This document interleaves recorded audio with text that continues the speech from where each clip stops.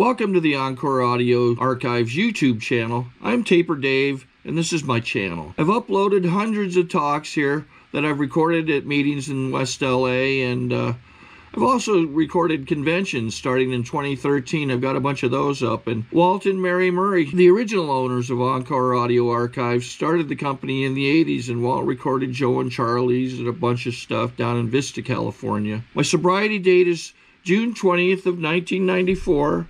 I hope you find something you like, so please like and subscribe to my channel and comment down below. If you want to hear something that I don't have or that you don't see, I'll see that I get it. Anyways, take care and have a great day if you want to.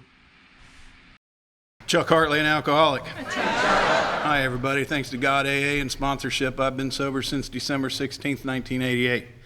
And thanks, Leo.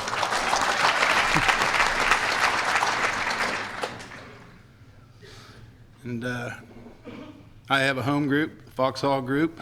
It's a speaker meeting. We meet every Wednesday night at 7 o'clock. If you're ever in Cary, North Carolina, and find yourself at odds on a Wednesday evening at 7 o'clock, give me a call. My number's in the book. I'll be glad to take you to a good meeting. I have a sponsor. He has a sponsor. I sponsor other men. So I am able to fulfill this weekend's theme of passing it on. And it's been passed on to me, and I've been honored to be able to pass this message on to others as well. And I have a really good time doing it. It's kind of unnerving to have to speak after the band plays. The only other place I go to where they do that, the guy stands up when the band's done and says, if you're willing to come alongside us and partner this week, our ushers are going to come forward, pass the collection plate. I'll be speaking to you out of the book of James.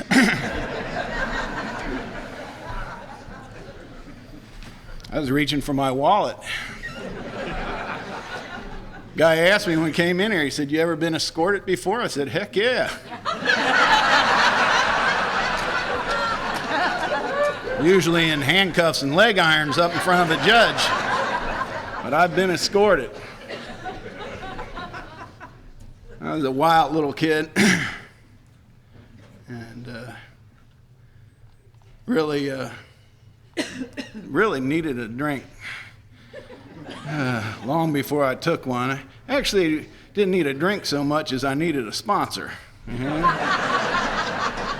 You know what I'm talking about, Bobby? I was one of those kids, you know, I just needed somebody that I could call up that would say, oh, for God's sakes, Chuck, eat the cookie and drink the milk and take the nap, and you'll be okay. I was a squirrely kid, you know? 25 years later, I got squirrely kids. They didn't have sponsor either. They gave them Ritalin, though. Worked pretty good with them for a time. I wish they'd had Ritalin when I was a boy, but they didn't. All they had was paddling. And, almost OD'd on that.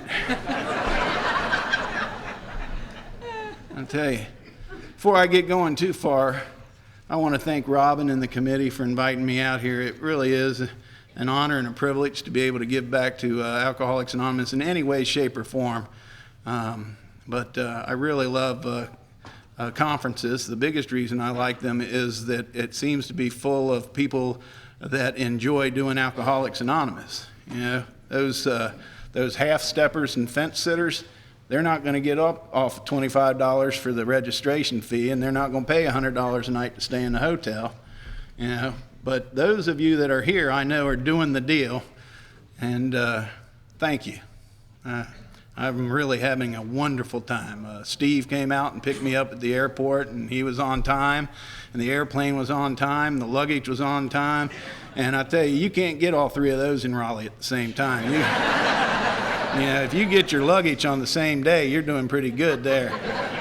The southern pace is a little different, and it's a little bit slower. I was glad they took me to that room back there. I was telling somebody that the crowd of folks that was out in front of the door here is as big as the city that I live in. I was feeling a little pressed. But I'm having a great time. I was able to listen to Susan talk 4 o'clock, and if you missed that, you really missed a heck of a talk. She really did it up right, and I could have loved her parents. I probably drank with them. And, if I didn't, I would have. And I grew my hair long and ran around and didn't want to do anything either. And finally got in enough trouble that a judge decided that I needed to serve my country. And, well, I'm getting a little bit ahead of myself. I came from a really nice family, a really nice, normal family. It's a strange family.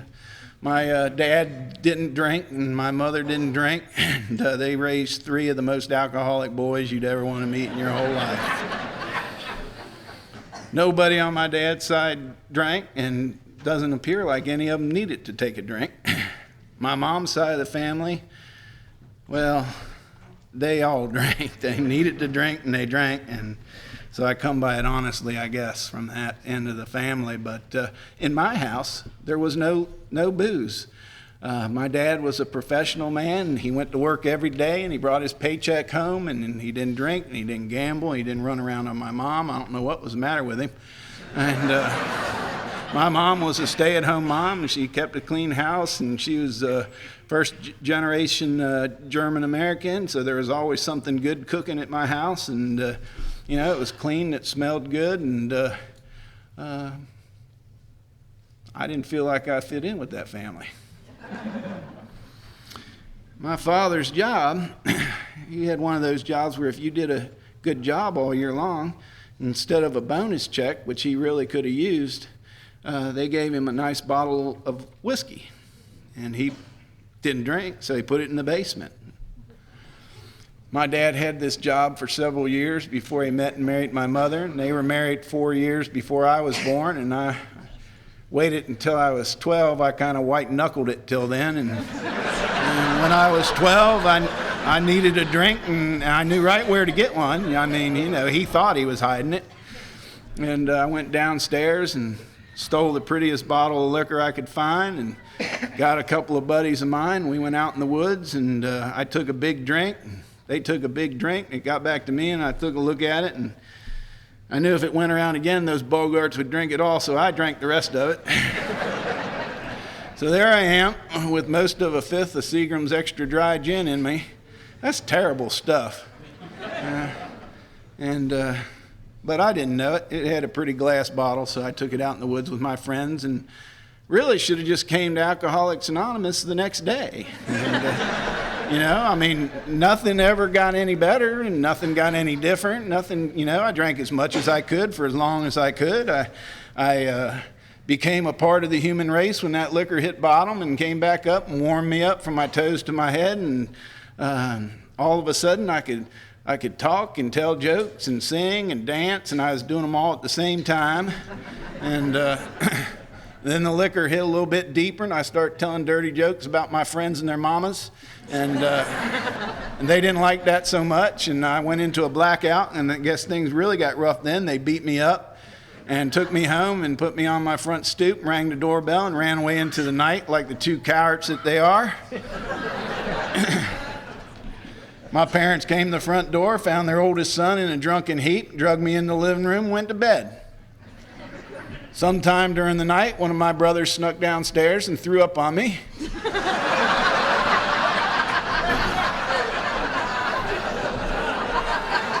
Or at least that's how I woke up the next day. And I'm going to tell y'all what, I could not wait to do that stuff again. The ending could have changed a little bit, but, and I tell you, really, nothing changed. Nothing changed from that day in 1968 till the day I got sober in 1988. Nothing changed. I just started on the bottom and stayed there. I really did. I just, you know, I went to the woods and I started drinking in the woods. And 20 years later, I was drinking in the woods, you know. In between, you know, a lot of things happened, but mostly what happened is I stole my dad's liquor and got drunk. And when he ran out of liquor, I stole my dad's money and got drunk. And, you know, by the time he was done with that nonsense, he was giving me a job in that factory where he was the personnel director, and I was earning a decent living, and I'd go get drunk. And even when I was making good money, I wouldn't rent a place. I'd couch surf, and when that ran out, I'd go to the woods. I didn't care. The woods, I was comfortable in the woods. I didn't go to school. I got a fake ID. I started drinking in bars when I was 15 years old. I was a big kid, and I couldn't fight real good, but you couldn't beat me up because you couldn't hurt me. You know how drunk on a mission is. And I was on a mission to get drunk.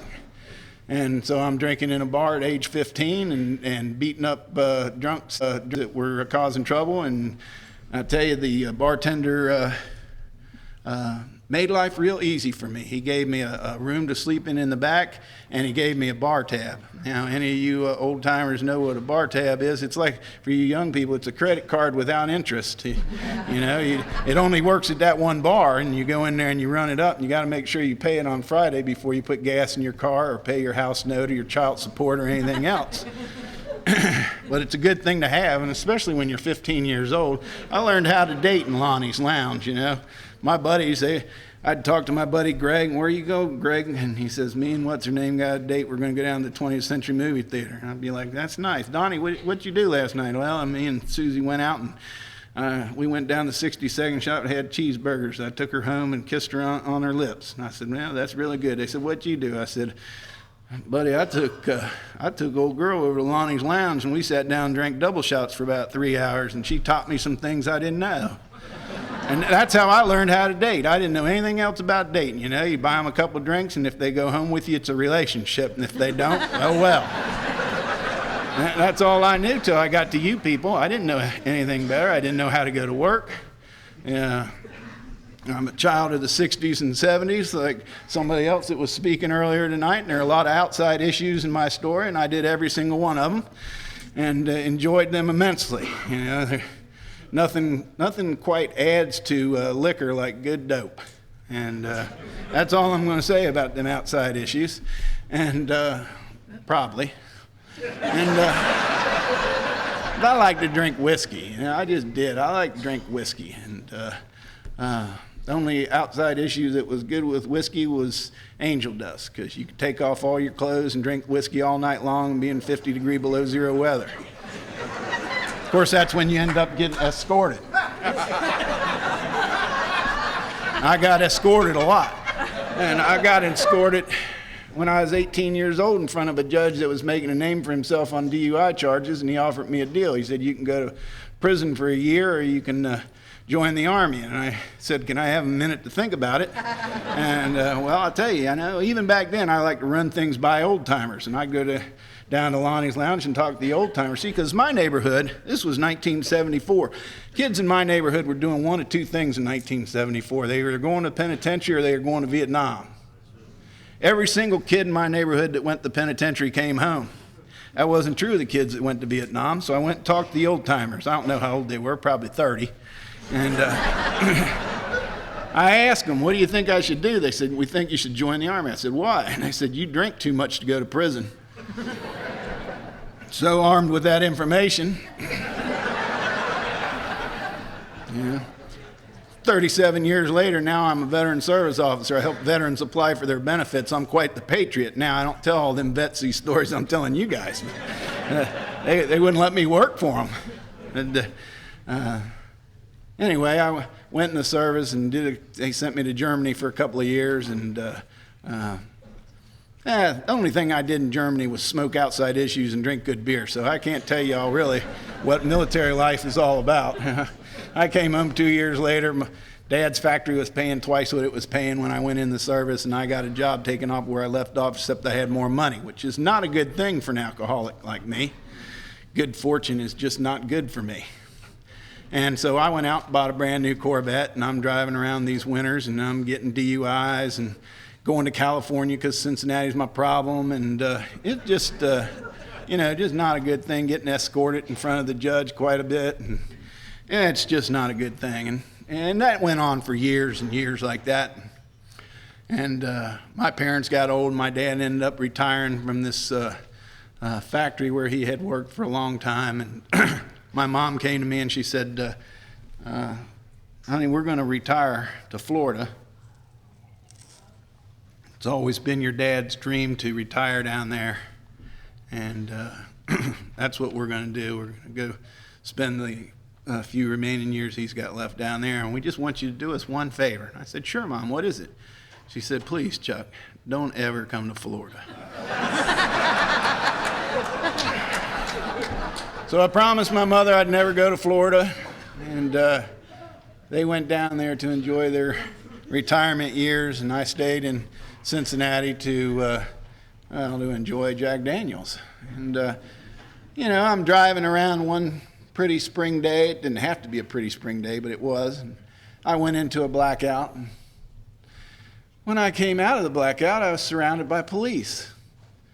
Well, I've been surrounded by police before. That wasn't anything new, except there was a lot of police. And it seemed like they were talking about prison and tickets. And every time I turned around, one of those guys was sticking a ticket in my shirt. And what I had done, quite by accident, of course, was I had gone into a blackout and driven my car into the back of a Mercedes-Benz. And this Mercedes-Benz was a graduation present that the local police captain had just bought for his daughter.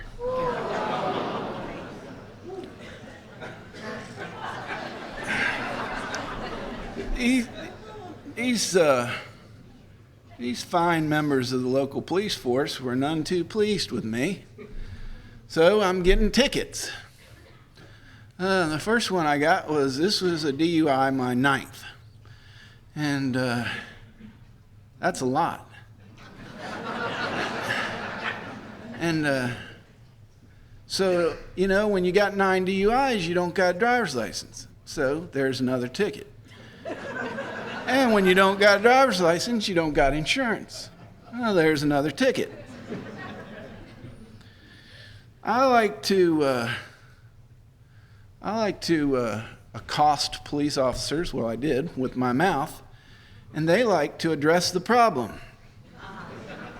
So all of a sudden, I've got a ticket for loitering because I was spitting teeth on their sidewalk. And all kinds of other fine tickets, not the least of which was a probation violation because, well, when you got 9 DUIs, you're on probation. And off I went to the local jail to wait for my case to be called because in Ohio, you don't get bond when you're being arrested for an offense that you're already on probation for.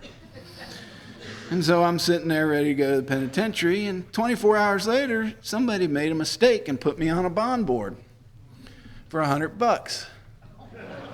Well, I ran as quick as I could to called my youngest brother, and I said, John, I need you to call Mom and Dad and put the touch on them for $100 and come bond me out of jail. And he called them, and they sent him $200 because he is the youngest.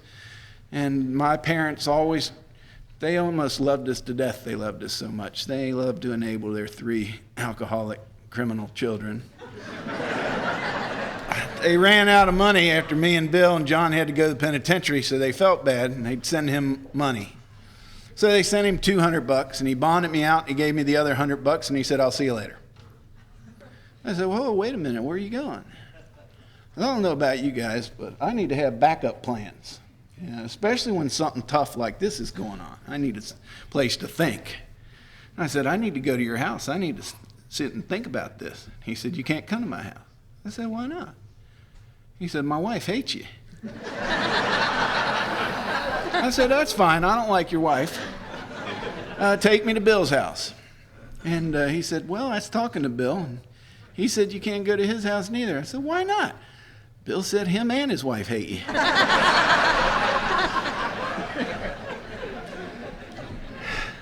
Now, I got to tell you guys, Mom and Dad said don't come to Florida. Bill and John said don't come to our house. That's not that many people. But let me tell you guys something. My mother gave birth to 5 children. Two died when they were younger. But my mom gave birth to 5 children. My mother is the youngest of 10 children by like 7 years. And the 5 children that my mom had is the least amount of children that those 10 children had. And I've got cousins that are like 10 years older than my mother. So I've got like second and third and fourth, or however many you count these things. We had a family reunion once, and we had to rent an amusement park. It wasn't allowed in any of their houses. I'm a thief, but I'm not a good thief. I get caught. You know? If I break into one of you guys' house, you don't know me, you're liable to shoot me if you catch me, and you probably will. I'm not a good thief. But when I break into my cousin Skip's house, you know, the worst he's going to do is beat me up and throw me on the lawn, tell me I can't come back anymore. I'm like, cool, Skip, I got 900 more cousins. So what? Who needs you? Off I go to the next cousins. I couldn't go to none of their homes, y'all. So I took that $100 and I went and got something to think on, a bottle of liquor.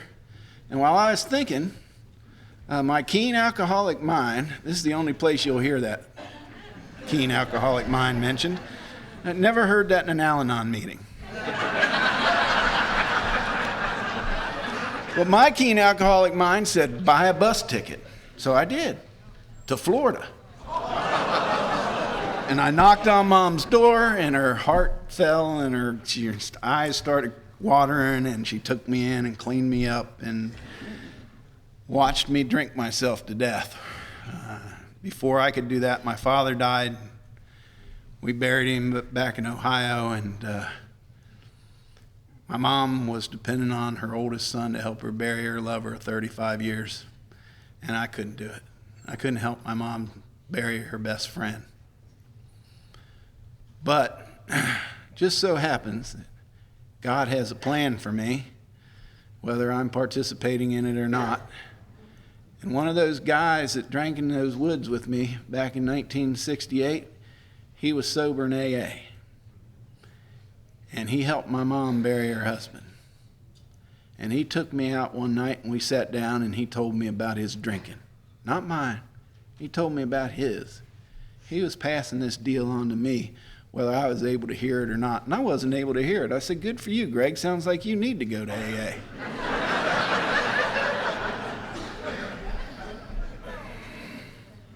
I spent 2 more years really just being homeless. I was totally homeless. I mean, I was living in an abandoned shack on the Little Miami River, dirt floor and a hole in the ground to go to the bathroom, and a tar paper roof, and I wasn't sleeping anymore. I was drinking cheap liquor and passing out, and while I was passed out, I'd go into the DTs, and the DTs would jerk me awake, and I'd drink some more, and I'd pass out, and the DTs would jerk me awake. When I ran out of liquor, I'd go down to the convenience store and stick them up, and really, I'd just threaten to come back and burn the place down while they were in there. They'd let me walk out with whatever I could carry, and I'd go back down that riverbank, and I'd just keep repeating the cycle over and over again. A couple of years of doing that, I got up one day and I had a little change in my jeans. I thought, good, I'm going to go over to this knife and gun club where I can probably pick a fight with somebody and die. Because that's, it was one of those kind of hangovers, It's one of those just shoot me and get it over with kind of hangover days. And I knew that really this place would do that for me. I took off for there with those intentions. And for some reason, it wasn't open yet. And I'm sitting on this stoop, and I spot a telephone booth across the street. And I wonder if Greg's still not drinking. I don't know where that thought came from. Really don't. It had to come from God, because I wasn't thinking that way. I was thinking about dying. But I went over there and put a quarter in there and called a guy up. I said, are you still not drinking? He said, yeah. I said, can you help me? He said, where are you at? And I told him. He went, oh, shit. Wasn't in a real good neighborhood. He said, hold on, I'll be down in about 20 minutes. And he came down there. He saw his lifelong friend huddled up on some stoop smoking cigarettes, and he took a look at me and started crying. Figured things must not be going too good for me. Lucky for me, he was driving a 1973 LTD. Great big car. You could rent the trunk out to a family of 4. Because drinking had ballooned me up. I had quite a bit of water weight. I weighed 307 pounds. I couldn't have told you the last time I'd taken a bath. My hair was long and stringy. My beard was long and stringy. I didn't have any teeth. AA give you teeth.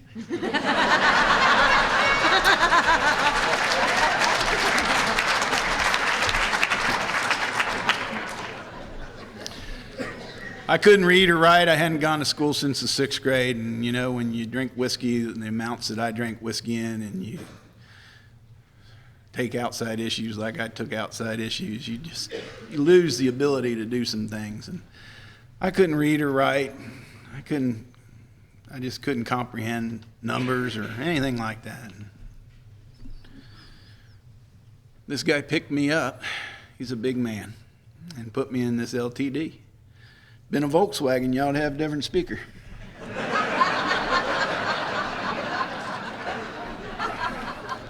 Took me to his house and rocked me to sleep on his couch. I hadn't been to sleep in a long time. Because those of y'all know that drank the way I drank, even when you're sleeping, you're not sleeping. You got to keep one eye open. There's always somebody trying to get your bed. I hadn't slept in a long time, and I slept that night.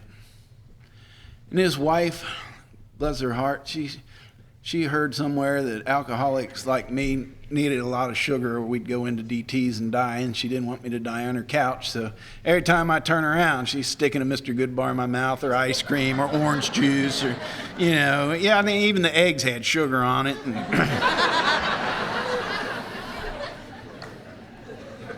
About 10 years ago, I developed type 2 diabetes, and I called her up. I said, Edie, it's all your fault.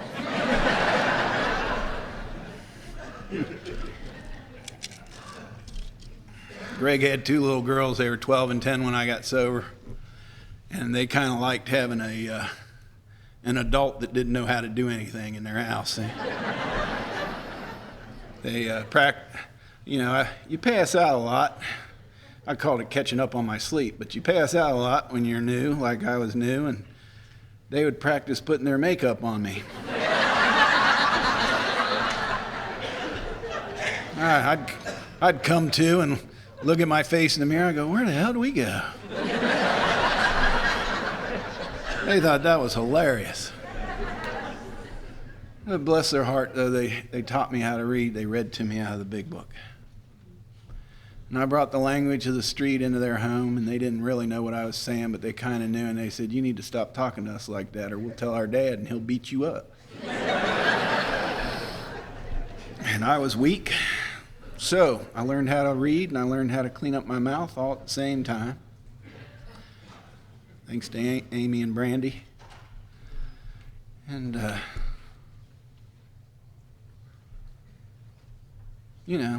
I was just enjoying being on Greg's couch. Greg wasn't enjoying that too much, though. He came home one day and took a look at me on his couch, and took a look at him tired from working all day, and he said, go out and get in the car.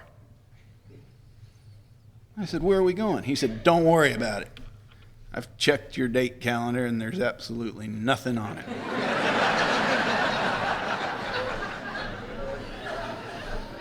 So I went out and got in the car. We were going to Alcoholics Anonymous. He took me to a meeting. And I'm in this meeting, and at the end of the meeting, they asked for anniversaries, and the guy stood up and thanked everybody sincerely for 2 years, and I stood up right behind him and called him a liar. I didn't know anybody sober 2 years. I didn't believe him. And Greg took me to some more meetings sometime during that week.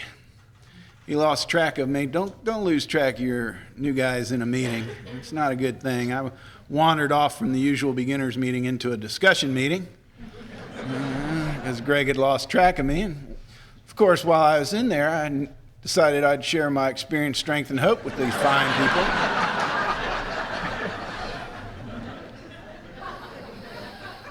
An old-timer stood up, pointed his bony finger at me and said, boy, that was his first mistake. He said, you need to shut up and sit down. And I said, you need to go out the window. So I went to throw this old man out of the second-story window that we were at this big church, and you guys gang tackled me. I couldn't believe it. Man, I was yelling and screaming and cursing and thrashing. Somebody would have got a good biting, but I didn't have any teeth.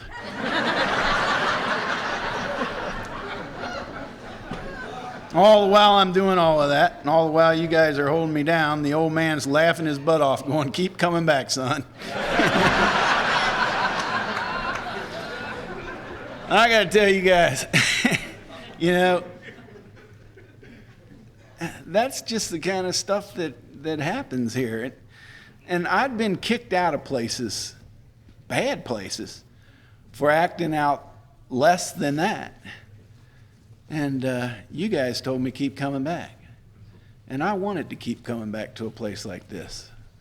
And it just felt right. And if you're new here tonight, I hope it feels right for you. And if it doesn't, keep coming back until it does. Just keep coming back.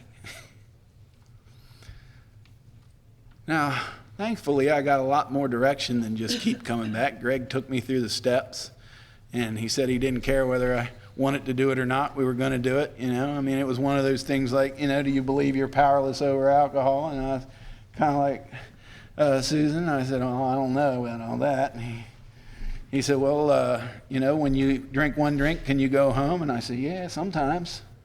He said, how about two? I said, sometimes. And I could tell he was getting mad, so I figured I'd help him out. I said, Greg, if I drink three, I can't tell you what state I'm going to wake up in. He said, you're powerless over alcohol then. He said, now, do you believe your life is unmanageable? And before I could raise a question, he said, you're sleeping on my couch. Your life's unmanageable. All right. He said, now it seems that I have an arguer on my hands here. Let me explain step 2 to you, Chuck. You better hope that there's a power greater than you that'll restore you to sanity, because you're the most insane person I've ever met in my whole life. I asked him how he figured that, and he told me a couple of stories that we had in common. I guess I had to agree with him. And we got to the third step, and he just said, get on your knees. I said, Greg, we've been friends a long time, buddy, but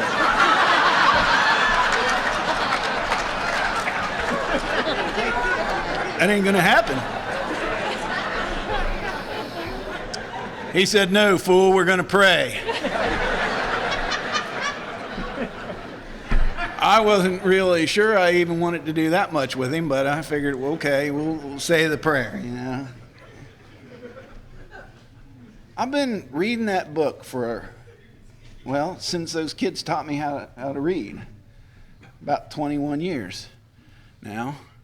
And I have yet to read in there where it says when you take that prayer, you got to believe it.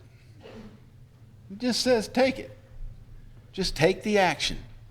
The results will catch up to you whether you believe they will or not. And that's just been shown to me over and over and over again. Greg told me when I was new, he said, Chuck, just put 100% of what you got into this deal.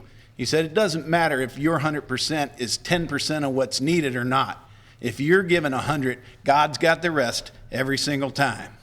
And from that day till this, that's been true in my life. God has always had my back. He has always made up the difference as long as I am doing what I'm supposed to be doing. Suit up, show up, appear alert. I can do that.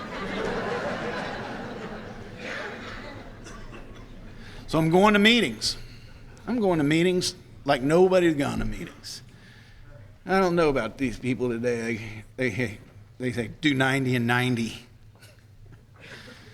Greg never told me to do 90 and 90. We just went every day. 2.5 years later, when I missed my first meeting, I thought I'd lost my seat. Because I didn't have a good excuse. I just decided to see what would happen. I'm glad nothing bad happened. So I just go to a lot of meetings. Why wouldn't I? I'm a bar drinker. I love to drink in bars. And you guys were all in those bars. So I'm hanging out with my buddies when I go to meetings. And I usually hear some good stuff, and I usually get to hear some silly guy like me, stand up with 2 days and share his experience, strength, and hope on step 12. Or you get escorted. Or the band warms you up. How cool is that? My mother moved back to Ohio from Florida to be near her family, and she and I decided that financially it would make sense if we became roommates for a little while, because neither one of us had much dough. And so for really the first time in my life, I became self-supporting through my own contributions. Edie, Greg's wife, had gotten me a job at Hardee's, and I was making a little bit of money, and my mom was staying with me. And I got to tell you guys a little bit about my mother, a couple of stories here. My mother, God bless her, she had to live in a robe that she made. It was a floor-length robe. It had pockets sewn in it that she sewed in it all the way down to the floor, because she raised 3 thieving-ass children that would rob her blind. And so everything that my mother found valuable went in the robe. Her money, her credit cards, her jewelry, her fake jewelry, family recipes, old pictures, some directions. If my mom thought it was valuable, which meant Chuck, Bill, or John would steal it, it went into the robe. And that's how that poor lady had to live. So she's living in the robe, and even when we're roommates, she's living in the robe. And one day she gets up to go to the bathroom, and I figure I'm going to try some of this AA stuff. I'm going to be nice to my mother and get her coffee cup and fill it with some hot coffee so we can keep talking about whatever it was we were talking about while she was gone. I went over to my mom's chair to get her coffee, and there sitting in the chair was her wallet. Now, I got to tell you guys, I hadn't seen my mom's wallet since I was like 6 years old, because I stole long before I drank. And I thought, I'm going to have some fun teasing my mom about getting old when she comes back. And she came back in and sat down, and I let her have it, man. You know what they say, Mom, the mind's the first thing to go. Yours must be really gone. And she said, what are you talking about? And I said, well, you got up, went to the bathroom, and forgot your wallet there in your chair. And she looked at me and she said, baby, I did not forget my wallet. I trust you. Now, I have had so many good things happen to me in 22 years of sobriety, but just that one. Everything else could have just not happened, and I'd still be here. I'd still be here grateful to hear my mom say that. My mom and I were together for a while, and I started whining to her about not having an education, not even a GED, and she said, oh, you've got a GED, honey. And she went in the robe. She pulled out a GED, and it had my name on it.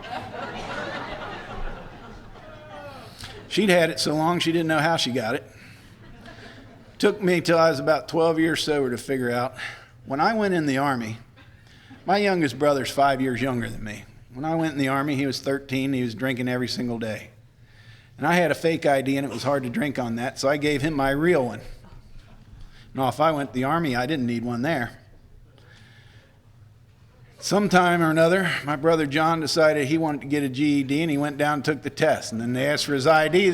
He handed him one, and it had my name on it.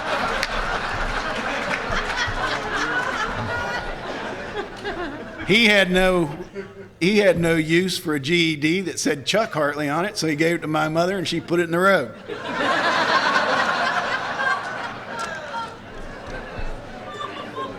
So now I'm a high school graduate, y'all.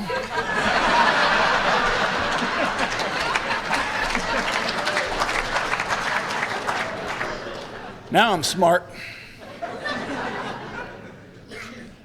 Only problem is, I got a GED and I'm hanging out with a bunch of young guys in AA that are going to college. I start sniveling to them, as newcomers are loath to do. And I snivel to my friend Jeff. Wish I could go to college like you, Jeff. And he said, well, why don't you? And I said, do you have any idea how old I'd be in 4 years if I went to college? He goes, no, fool. How old will you be in 4 years if you don't? Well, I just got my GED, so I did the math.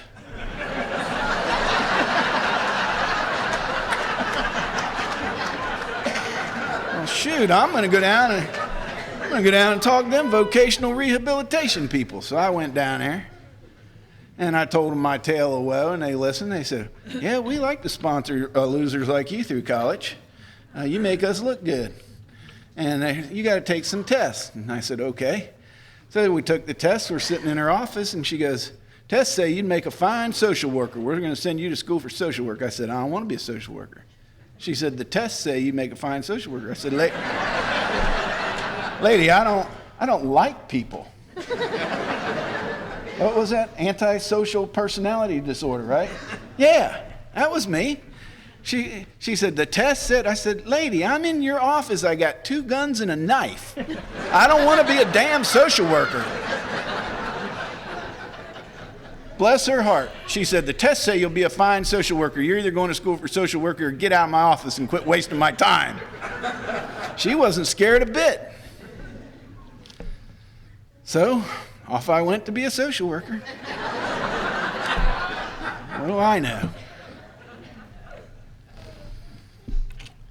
And I went to school for 4 years to be a social worker. At the end of 4 years, we're all at our graduation ceremony, and the dean of the college is coming up and shaking our hands and wishing us different, fare thee wells, I hope you'll go on to grad school. I'm glad you're going into the business world, blah, blah, see you later. And he gets to me and he says, Chuck, please tell me you're going to go to grad school. I said, can't do it, Dean. He said, why not? He goes, you did so good here. And I did. I did real good. Y'all taught me how to go to school. I'll tell you the secret in just a second. I said, Dean, I've gotten married while I've been here, and I'll tell you all about that too. And I got these 2 kids to raise, and I just can't afford to go to grad school. And he said, can you afford to go to grad school if I pay for it? Now, I got to tell you guys, I've been talking a lot about whiskey and beer and outside issues, but my drug of choice is more. Yeah, more. Followed closely by free.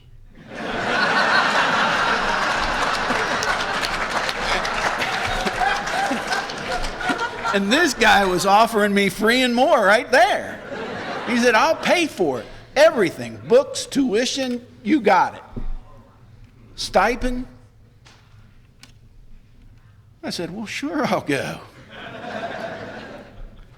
And 2 years later, when I turned 10 years sober, I got a graduate degree in social work administration. So, Alcoholics Anonymous works, it really does. I'm here to tell you, you can go from illiteracy to graduate degree in 10 years, 10 short years.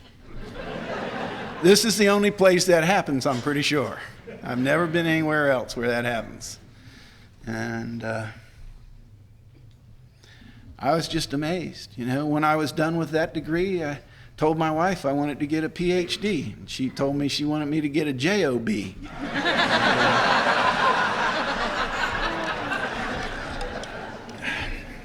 Went to work. Maybe someday. I told you guys how I learned to date. And, I'll tell you how I went to school. For those of you that have a long lapse in your scholastic careers like I did, they said, Chuck, most people learn how to go to school when they're going to school. But we know you didn't. So we're going to tell you the secret, the old timers. Go to class early. Sit in the front row. They're going to suggest you buy a book and read it. So do we. There's going to be a speaker come in, stand at the podium, shut up and listen to what he's got to say. So, armed with those facts, that's how I went to college. And I think in 6 years of college, I got 4 B's and the rest are A's. And I'm not a smart guy. I'm really just not. I'm just not. I just went to school like I went to AA. I went every single day. I didn't miss any classes. And I sat in the front row, and I listened to the teacher, and I bought the books he said to buy, and I read the books that he said to read. And that's what happened. And when I was a couple years sober, decided that I wanted to date a little bit, and I didn't know how, so I asked the old timers again. They said, well, Chuck, again, most of us learned how to date when we were young, but we see that you skipped that. So we're going to tell you how to date in AA. First, you got to find yourself a willing partner. I said, I think I've done that. I said, good. Now we suggest that you go to her door and knock on the door. She's going to come to the door. You're going to walk her out to the car. You're going to open the door and let her get in the car. Chuck, let her get all the way into the car. Then shut the door. Then you're going to drive up the street to the clubhouse, and you're going to go to an AA meeting. After that, you're going to go over to Perkins and have some coffee. And you're going to tell her some things about yourself, but you're not going to tell her everything. You don't want to scare her. When you're done at Perkins, back in the car, you're going to take her back to her apartment, you're going to walk her to the door. And, I'm following this, real intently. And, when he got to that, I'm like, yeah, I know what to do now. I'm going inside, right? No, Chuck, you're going to thank her for a nice evening, and you're going to go home. I thought that was the lamest piece of advice I'd ever got in my whole life. But I'd been doing what you guys had told me to do for a couple of years, and it seemed to be working out okay. So I did it. And it worked. She liked me. And I liked her. So we dated a little bit more. Fell into like.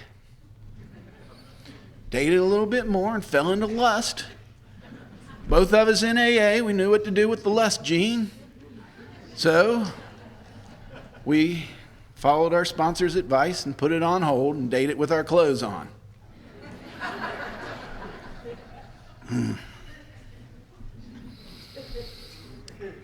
He said, Chuck, she obviously knows how to have sex. She has 2 children. Perhaps she'll just take your word for it.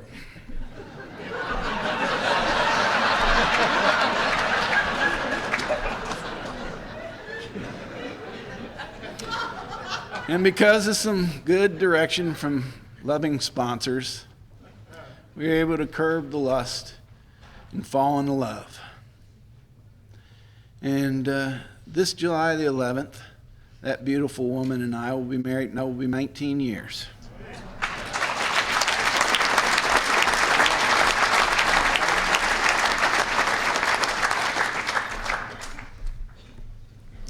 I couldn't ask for a better partner. She had 2 children that she brought into our marriage, and they were 10 and 8. They both just had their 29th and 27th birthday. I'm the only father they've ever known. Their biological father was not present in their lives. And, well, any of y'all that have raised kids, it's an adventure. I say that. But I love those kids. Robbie and Sarah, they think I'm their dad. They treat me like I'm their dad. I'm their dad. My daughter Sarah has a almost 4-year-old baby named Jaylee.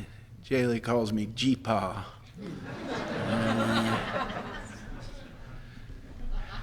It's about as cool as I can be anymore.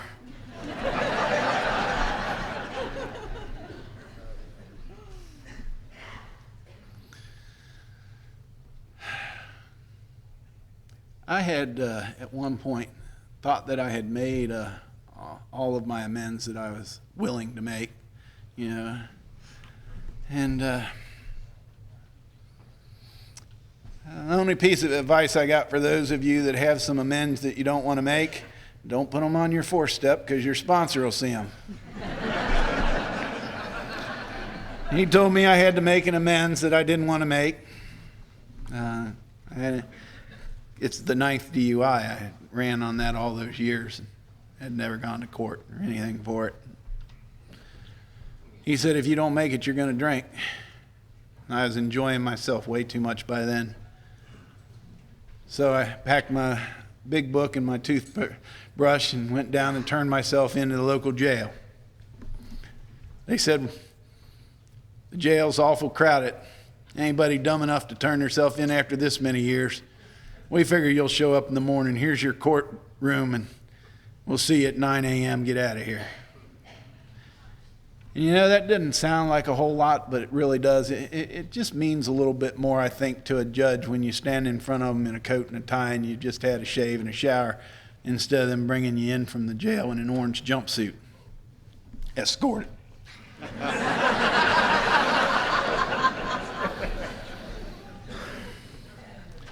So I stood in front of the judge, and he said, tell me what's happening. And I told him, just like I told you guys what's been going on. And he said, after I got done, he said, guilty. And I knew I was going to prison. This guy had sentenced me 5 or 6 other times, and called him out of his name in his courtroom. He didn't like that, found me in contempt, gave me 6 more months. I thought he didn't like me, but after he said guilty, he said, now it's the sentencing. He said, you know, the citizens of Hamilton County almost demand that I send you to prison. And I'm thinking, yeah, I know. Why don't you get on with it? But I didn't say that. I just kept my mouth shut. Said, yes, sir, I know. He said, I'm not going to send you to the penitentiary. And I was dumb enough to ask him why not.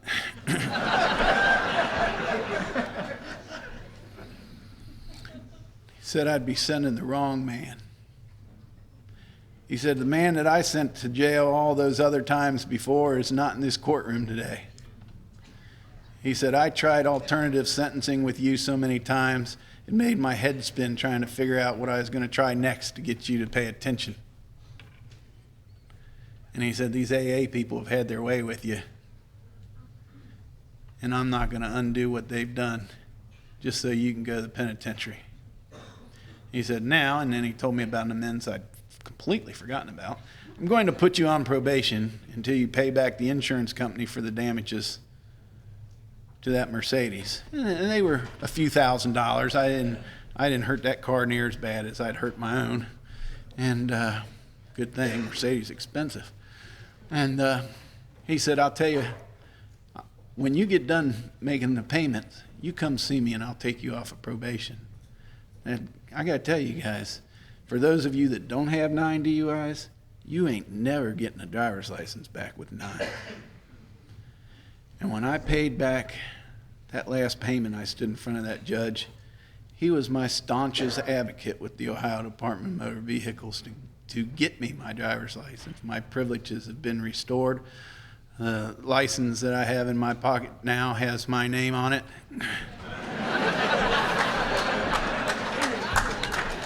I know they do because I had to show them to a guy upstairs. 3 times I've been locked out of my room, and I've only been here since 3 o'clock.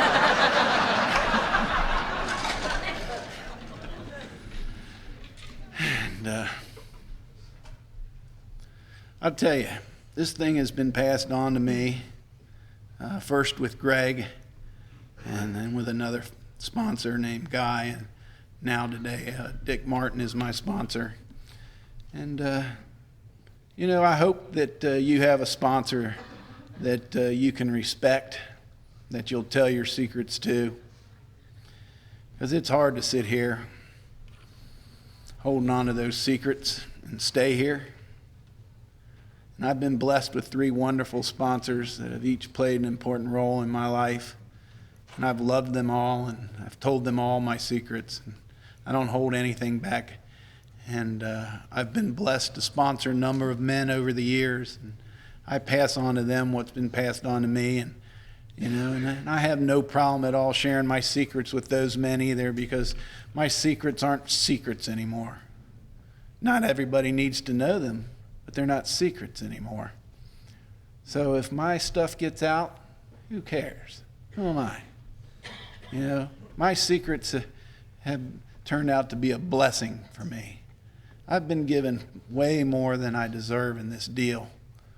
You know, I can walk the streets of my neighborhood with my head held high. I can go into the voting booths on election day and cast a ballot just like any other person. When I see a knucklehead swerving on the road, I can take my cell phone out and call the police so that he doesn't injure me or you while he's driving around. I can go to work every day. I can participate in my life and the people's lives around me that I love. And that means more to me than anything else could have ever meant. So I'm looking forward to the rest of the weekend. Thank you for having me. Thanks for my life.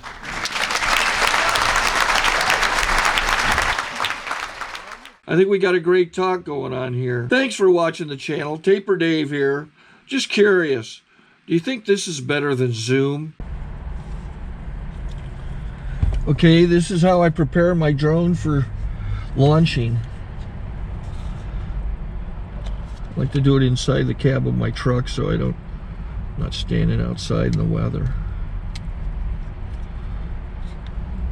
To install the joysticks for control, up and down, right and left, powered on.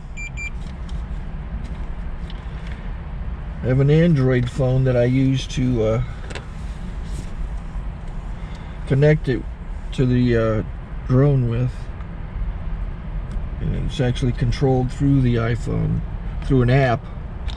Oops, wrong way.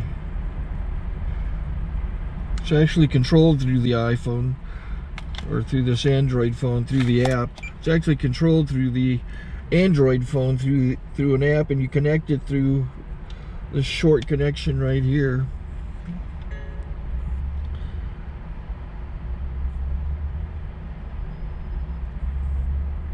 Remote control connected. Remote control's connected. So I pull out the drone. I have to extend the legs. Long legs extended first, then the short legs. Remove the gimbal protector. Set that aside, then power it on one short burst, then one long burst. I lay it down. So I have to go to calibrate. So the drone's not connected yet. It shows you here as this drone gets disconnected, even though the remote's powered on. So the drone has to establish it's connected. So I go into the app to calibration mode. First I'll calibrate the remote controller. Start calibration. Out, in, out, in, up, down, and then this little wheel is to control the gimbal. So it's calibrated. Go to gimbal calibration, start calibration, and then it calibrates the gimbal. And if that shows up, the gimbal's moving all over the place. Changes, you can see it on the video. And I'm calibrated to take off. It's acquired 7 satellites at the moment. There are 26 satellites up in the sky, which it has to acquire before you can take off. So it's connected. It's got enough satellites. This is white. I can go to press this little arrow button, swipe right to take off, and it would start the motors if I slid this to the right. But I'll wait till I get outside. Don't want to do it inside.